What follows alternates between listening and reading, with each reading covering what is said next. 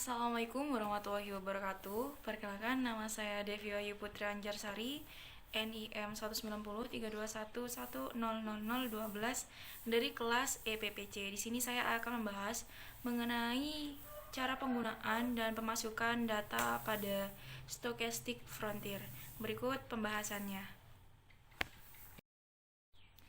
Di dalam data Excel terdapat 60 responden. Pada kolom pertama yaitu terdapat nama responden,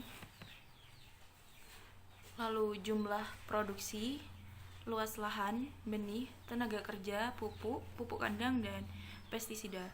Kemudian untuk menggunakan software Frontier, maka kita harus memenuhi kaidah-kaidah yang sudah ditetapkan oleh software tersebut. Di antaranya adalah kita tidak diperbolehkan menulis nama responden sini. Jadi, nama responden diganti dengan nomor urut responden 1, 2, 3 dan seterusnya sebanyak jumlah responden. Lalu kemudian yang kedua, kolom yang pertama isinya harus nomor urut responden. Kemudian kolom yang kedua isinya adalah jenis data, karena dalam penelitian ini kita menggunakan data cross section. Pada jenis datanya dikasih kode 1 untuk keseluruhan data.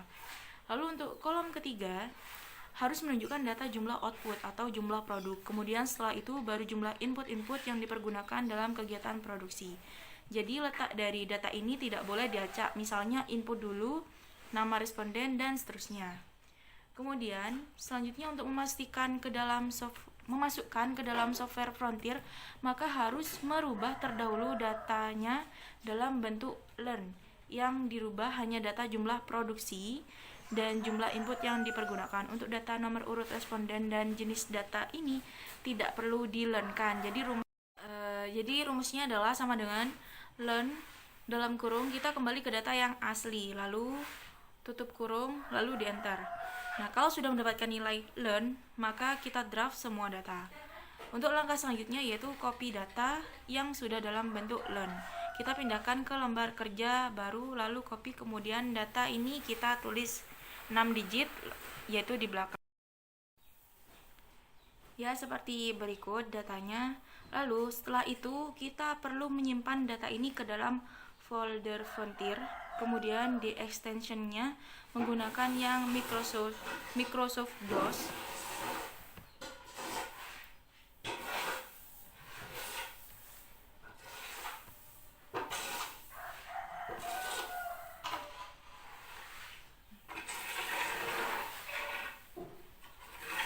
Ya, seperti ini. Lalu kita save.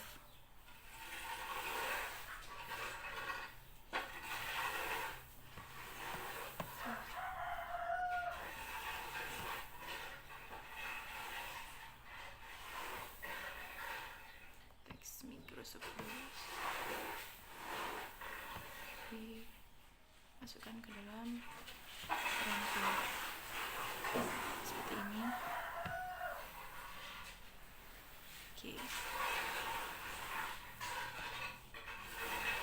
Di sini ya.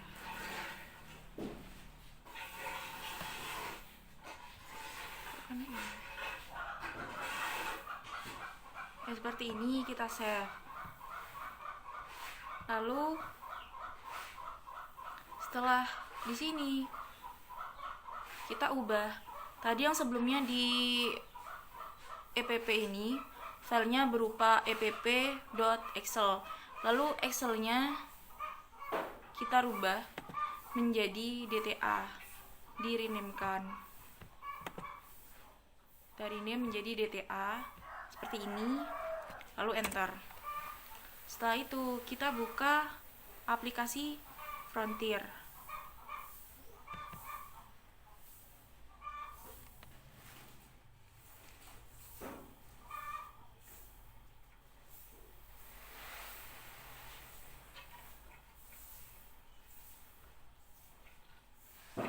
Setelah membuka aplikasinya, kita olah datanya pada mesin Frontier 10, kemudian kita memasukkan nilai berupa T, lalu 1, datanya tadi EPP, DTA, salah. Kemudian kita olah datanya dalam mesin Frontier 10.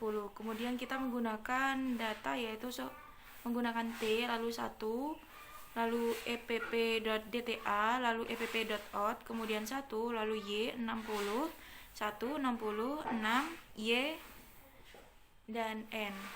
Setelah itu barulah kita mencari data outnya.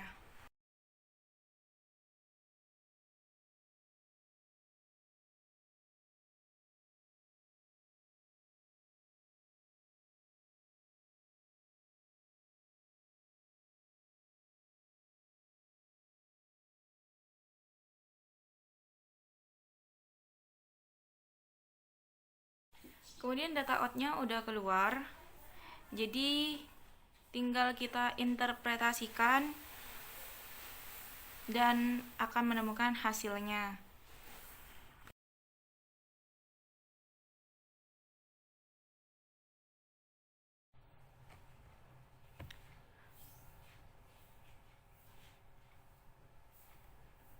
Selanjutnya kita menginterpretasikan hasil output analisis frontier tersebut.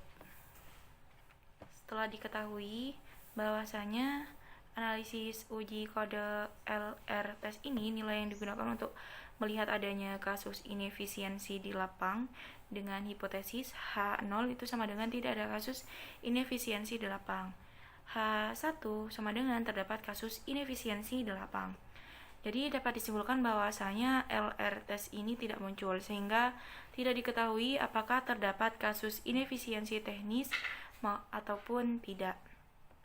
Lalu untuk persentase error turn yang disebabkan inefisiensi teknis atau gamma di sini diketahui 0,869 lalu 0,751 0,115 dan nilai T tabel dengan alfa 5% sebesar 2,004879.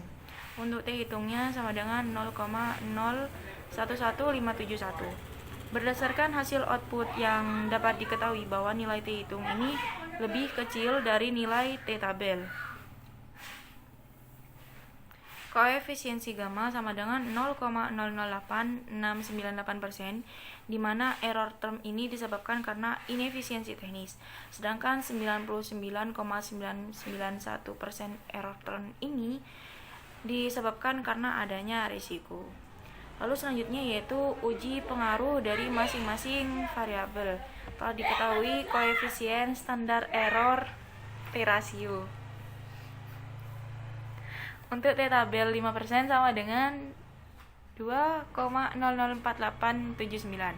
Jadi pada beta 1 ini jika dihitung dengan alfa 5% maka dapat dinyatakan signifikan karena nilai T hitung sama dengan 7,33 lebih besar dari T tabel yaitu 2,004879. Sehingga dapat disimpulkan jika X1 atau luas lahan ini dinaikkan sebesar 1%, maka output akan meningkat sebesar 1,05%. Lalu pada beta kedua, jika dihitung dengan alfa 5%, maka dapat dinyatakan tidak signifikan karena nilai T hitung sama dengan 0,90 lebih kecil dari T tabel yaitu 2,004879. Sehingga dapat disimpulkan jika X2 atau benih ini dinaikkan sebesar 1%, maka output akan menurun sebesar 0,0863%. Lalu untuk pada beta 3, jika dihitung dengan alfa 5%, maka dapat dinyatakan signifikan karena nilai T hitung sama dengan 4,023 yaitu lebih besar dari T tabel 2,004879. Sehingga dapat disimpulkan jika X3 atau tenaga kerja ini dinaikkan sebesar 1%, maka output akan meningkat sebesar 0,53%. Pada beta 4, jika dihitung dengan alfabet 5%, dapat dinyatakan tidak signifikan karena nilai T hitung sama dengan min 4,68 lebih kecil dari T tabel yaitu 2,004879. Sehingga dapat simpulkan jika pupuk dinaikkan sebesar 1%, maka output akan menurun sebesar min 0,17%.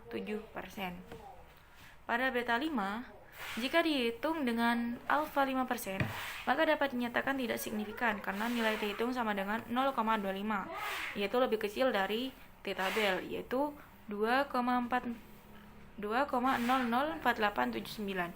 Sehingga dapat disimpulkan jika X5 atau pupuk kandang dinaikkan sebesar 1%, maka outputnya akan menurun sebesar 0,016%. Pada beta 6, jika dihitung dengan alfabet 5%, maka dapat dinyatakan tidak signifikan karena nilai T hitung sama dengan min 6,03 lebih kecil dari T tabel, yaitu 2,004879. Sehingga dapat disimpulkan jika X6 atau pestisida dinaikkan sebesar 1%, maka output akan menurun sebesar minus 0,522%. Selanjutnya yaitu tingkat efisiensi teknis. Jika efisiensi teknis lebih dari 0,8, maka petani dapat dinyatakan efisien secara teknis jika dilihat secara keseluruhan atau melalui min efisien. Min efisien sama dengan 0,9947198 plus 00. Kegiatan produksi yang dilakukan oleh petani di lokasi tersebut dinyatakan efisien. Sekian yang dapat saya paparkan. Apabila terdapat kesalahan baik disengaja maupun tidak disengaja, saya ucapkan mohon maaf. Saya akhiri. Wassalamualaikum warahmatullahi wabarakatuh.